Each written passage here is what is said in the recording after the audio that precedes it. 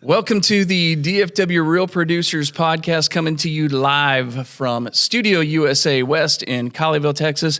I'm Lance Dunahoe, your host today, and I have the amazing privilege of introducing my partner in crime with Real Producers, the founder of Real Producers DFW, Mr. Jordan Espeseth, and to my right, the founder of Hero Nation, Mr. Wayne Salmans. And we're here today together for the E5 Summit going on right here at Studio USA. And so we're just going to be kind of riffing a little bit. I feel like we're here for an arm wrestle is what I feel. Yeah, I feel like I'm it's a little intimidating. I'll judge that. And, I like that. For the man that did 1,000 burpees, I feel like I'm it's not a challenge COVID. I'm ready to take. Yeah, while I had COVID. Yeah, right. Yeah, while I had COVID. Yeah, important. Well, guys, I know we're here for a purpose, and there's been a lot going on, a lot of great conversations, and I kind of want to just jump into the power and the of the depth of the conversation that you brought these people together, and just share a little bit about what's going on today here at Studio USA. I mean, and I think this comes from, we've all experienced it, but you need three levels of people in your life. I believe that we're all good at the first two, or better at the first two sometimes. Like you need the first level of people is like people you're pouring into and helping, right? Like I'm giving back, you're mentoring, coaching people on your team, everything else, right? And then the second level is you need people that are like on the kind of running the race with you, right? Like, hey, like I figured this out, or you figured this out, or I had a bad day, you need people that are kind of in the journey with you, some similar struggles, some things like that. And then I think you really need people that are pouring into you. And I think that's where sometimes we break down, right? Most people have two or three of the levels, not all, or one or two, not all three, right? So you need people that are pouring into you, and we need to facilitate that, right? Like in a way, like just hoping that happens is not enough. And I think getting really intentional about how do I get the right people, because we all got the wrong people giving. There's lots of people that give us advice, from the internet or from whatever else. But like ordering magazine, I'm sure you get people that are like, hey, we should do this, all the time, right? Yes. And you're like, please put that in the suggestion box, right? Now you realize like, that's why suggestion boxes are there, so I can like take care of you, but never read it. Well, that's actually biblical. I think it's Peter, Timothy, and Barnabas. It's the people that are on the same level, people that you're leading, and then people that are pulling you up. Yeah. And that's so important to have. At our church, we call it R3. Yeah. Oh, wow. R3. Very cool. Yeah. How have you found, like, where's the best place or the best thing you've done to like find that? Because I think everyone have some sort of, I kind of need this, but what have you done or been part of that's helped make it happen? I think, you think you find them as you're doing your work stuff. But for me, I found a lot of them actually through our church. Mm-hmm. People are on the same page. Yep. But there's people that are different levels of where you're at. And I think there's different areas. You might need your 3 in business, but you also might need your 3 in, your faith. And so I think there's different areas where you might need that. So yeah. I think it's so true, because sometimes we're looking for like this one all be all like mentor or coach. Right. And like, hopefully my dad doesn't watch this. I don't think he has the internet yet. All right. But like, I'll take spiritual advice from my dad and like raise kids advice from my dad. I mean, look at me. Right. But like, there's different things I'll take advice from, but there's some other areas like, don't talk to me about money. Love you, but right. And there's other people like, hey, teach me about money, but like, don't tell me how to be a good spouse. Cause like you obviously suck at that. You know what I mean? You don't take health advice from an overweight person, right? Yeah, exactly. So, but like you need multiple people. I think some of these people are waiting for like that one all be all, you know what I mean? And there really is none, Yeah. You get too close to any mentor and you realize, you got some stuff you're working on too. Never meet your heroes. Yeah, amen. Yeah. Well, I love that. It does come down to finding those people that, of course, that you can bring into your world, that you can trust, that really have that credibility. We were talking the other day. Our producer, Miranda, we were talking about taking advice from family that maybe isn't the best advice when they don't have the best track record, and it's those people in your inner circle that, and it is tough. It is tough because we got to give people grace. No, we're all human, but at the same time, I love what you've brought today to this conference, just for the sake that everybody seems to have opened up very quickly, and it's gotten deep fast, just like this conversation. Like we have just jumped right in talking about subjects, everything from marriage to our businesses to our health, but really the personal side of that. Wayne, how did that whole E5 and E4 conference thing kind of come about? How did that come about? This came out of necessity. You know what I mean? And it came out of necessity of people feeling alone, people struggling, people making mistakes that they could have avoided had someone else been like, oh, tried all 4 of those. Like, this is the one that works, right? So like it came from like that need of like everyone feeling lonely and frustrated and all this other stuff. And then how do we collapse time? And what I love one-on-one coaching. Yeah, the thing that I really love about like we're doing here is like you got 10 people in that room that care about you, trust you. We've all signed NDAs. Like nobody's talking about anything outside of this room. Like everything's happening in here. And like you might ask a question that I would have never thought to ask, but it makes a huge impact on me. Yeah. So it's like coaching on steroids because it's not just a one-on-one conversation. It's like all of a sudden I got 10 people that are pouring in, and the ability to collapse time and not have to suffer, struggle, everything on your own, right? And that's what I see is like my job really is I'm kind of like the Sherpa. And what I mean by that is like I kind of get everybody together to climb the mountain, but I'm not taking any steps for you. I'm not carrying your pack. I told you what to put in your pack, right? And I got 9 other cool people to come on the journey, right? But like my job is like, hey, I've read the 50 books. Here's the one that's going to help you, right? Yeah. I've taken all these things. Here's the 2 that you should look into, right? I've vetted. I've talked to 1,000 people. I brought the 10 together that should be in this room. You know what I mean? So like that's kind of my job is like to facilitate and just make that. Well, I think it's fun too because you got you kind of have the 3. Right. You know, there's people in the room that are above you in certain areas. They're maybe not quite as advanced. There's people on the same page. And so in one setting, and you're in the hot seat, you're getting all of that kind of at once. But then even as a participant, you might be that person that can speak into them. Yeah. You know, for me, I've sat back a lot and just listened and heard a lot of different stuff. And, you know, it's great to have all those 3 different types of people in one room. I think there's so much value in that. Yeah. Well, and there was one guy in one of our rooms, you know, a couple times ago, and what he got from that room, he had no idea. He was looking at all the wrong places, right? But yeah, when he got in that room, literally, he would have eventually figured it out, but it probably would have taken, like he says, probably would have taken him 5-8 years. He would have missed the childhood with his kids had he had to go learn that on his own. Yeah. So what he got was like he was able to adjust his business, make some changes, and now he's able to be the dad that he was trying to be. That quite frankly, he was about to miss most of it because he was just having such a hard time getting the pieces to fit together.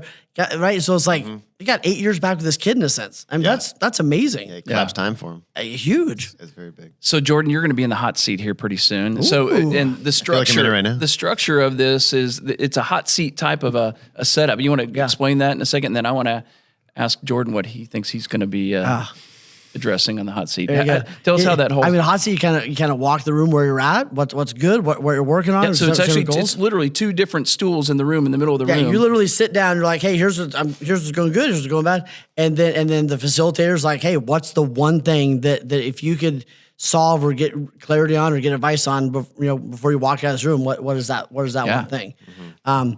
And then the cool thing is sometimes it's a facilitator's job to go like, okay, what's the real thing? Yeah, what's the QBQ? What's the real thing, right? Like, so like sometimes what you sit down and think you need help with isn't even the thing you need help with. a little bit. Yeah. Okay, so we're going to put Jordan, do a practice session in the hot seat. Jordan, what do you think you're going to be talking about today in the hot seat if you feel like sharing? I don't know. I mean, it might be a peel the onion type thing because I always feel like, at least at this point, I know what needs to be done. I think one of the issues, especially with me being 46 days away from becoming a father, give or take, right on, is one of the things that I tend to have a tough time with is if I'm not in my routine, getting the tasks done that I need. You know, if I'm on a vacation, but I'm like, I need to make sure I take pieces of that vacation to get some stuff done, or visiting my family, or I'm at the airport and I got an hour that I'm sitting there. Let me just knock out some work and knock some tasks off. If my routine is thrown off, I tend, if the week is shorter, I'm like, hey, this is only a 3-day week. For some reason, it's harder for me to be productive in those 3 days. Like it throws off my my routine, and then I'm not knocking off the tasks that need to be done. And as a parent to be, a father to be, the amount of interruptions I can only imagine, I've never done this, are going to go out of the roof. And I'm like, I need to find a way to reel that in. Yeah. And I don't know, that might just be a maturity thing, but it's something, we've been coaching since 2018. I think it's something that I need to figure out how to master. Like, hey, I don't care if I got an hour and if I don't have my computer and everything set up. Like I got to find a way to just maximize that time that I do have. Yeah. But I think it's like a complexity ceiling, right? It's like we all hit new complexity ceilings. It's like I'm great at driving the ship in these kinds of waters, But when it ramps up 20 degrees, when it gets way worse, like then it's like, I lose it, right? It's like, how do I sail in that? You know what I mean? Yeah. Which makes you just want to retreat to the harbor, which is like the old way, which I nailed it. But like, how do I learn how to sail in these new seas? Yeah. And so sometimes it's just like, hey, like, can everybody tell me the 2 things they've done that help them get stuff done and be succeed in chaos? Yeah, succeed in chaos. And you're such a productive guy. It may be just redefining what productivity is to you, because time with your new child is going to be productive. Well, and that was the other part of it is like, I want to be able to maximize my time, but not just because I want to maximize work. I want to maximize my time with my kid. I want to be fully, and my wife, I want to be fully present in that moment. For me, it was one of my beliefs. So it was interesting. And I had a friend that called me out on this. I was like, I need to write a bunch of material. And I was like, I just got to get in the zone. I got to find some time to get in the zone. And she's like, what do you mean? I was like, it takes me a minute. You know what I mean? I got to have a little stretch, whatever. And she's like, BS. Like, she's like, if I came to you with an issue, you could get in the coach zone in a second. She's like, I've made up this imaginary belief that I didn't even know I was holding on to. Like, I need to have a 2-hour stretch. I need to sit down with my tea, and I need to, you know what I mean? And that is, I work great in that, by the way. Like, that is why, like, that is the best. And if I can do that, awesome. But I was like, I can turn it on in a millisecond. But it was like a mindset shift for me, you know what I mean? And but it was like I can't get in the zone really, really fast. There was a belief there that I couldn't. Right. That was like totally messing me up for years. Whether you believe you can. 100%. You can't. You're right. 100%. I think George Washington said that. That's right. Yeah. Oh, or Eleanor Roosevelt. Yeah. Exactly. It was Wayne Salmans. It was Wayne Salmans said that. It's my unborn son. And it's interesting, just like these routines that we've kind of all trained ourselves. We've had to become productive, and we've had to build our routines. I just had to go through a whole reboot of that because I was such a morning routine guy. I did my RPMs, my read, pray, meditate, stretch, workout, and I would have this great morning. When I got into a work mode and the pendulum kind of swung out, and I was just like, I wanted to get up and work. I felt so bad about myself that I wasn't taking care of myself, that it actually had a compound effect on me negatively for just the stress and everything else, until I said, you know what, I can actually move that to the afternoon. And I just started doing a workout version or in an afternoon meditation and a stretch and stuff. And actually I come home with more energy, I'm more engaged. And so it's you'll find these ways to adapt in different seasons as well. But I will say for Jordan, with a child and with everything else that I know you're so intentional about, building in a lot of margin. It may be not doing as many things because you can't do it all. There will be things that you're going to have to reel back, because otherwise you're just going to feel overwhelmed. Well, as long as I get my 8 hours. Yeah. You know, you're not going to get 8 hours. That'll be great. I remember getting 8 hours once. You will not have uninterrupted sleep for the next 20 years, by the way. But it's like that Hal Elrod, right? Where he talks about like, how many of us go to bed and we're like, just it's funny to that, right? Yes, get sleep. But how many of us go to bed going like, I'm going to be tired, I'm going to be tired, I'm going to be tired, I'm going to be so tired in the morning, I'm going to be so tired in the morning. And then we wake up and we're so tired, right? And then Hal's like, say affirmations before you go to sleep. And I was like, that's stupid. Yeah. And then I'm like, I should probably do this. And then like I'm going to have a great sleep. I'm going to wake up rested. I'm going to sleep fast. Whatever. Like it kind of works. Yeah, we kind of speak things into existence. We really do. And now, instead of doing a miracle morning, you got your average afternoon. Average afternoon. Yeah, Avenger just afternoon. Hopefully it's better than average. Exactly, yeah. It's mediocre afternoons. But hopefully it'll start showing up Your here. excellent evening. Okay, so tell me what you both are looking forward to. We're about to wrap up 2024. It's the middle of November or beginning of November. We're about to get into the holiday season. You're about to get into a whole new season with the child on the way. But tell me something that you're proud of for 2024 and you're looking forward to for 2025. I think there was a lot of growth in 2024 in terms of myself maturing. Maturing. Well, you know, I a lot to go. Okay, a lot to go. But the term of equanimity, right? Like there's so much going on, and doubts and insecurities and wonderings about the future. What was that word? I have no idea what that word means. I'm glad you said something. I'm like, small words. It's like peace in the chaos, right? Having like being level, no matter if things are really, really great or really, really low and tough, and it's like being right here through all of it.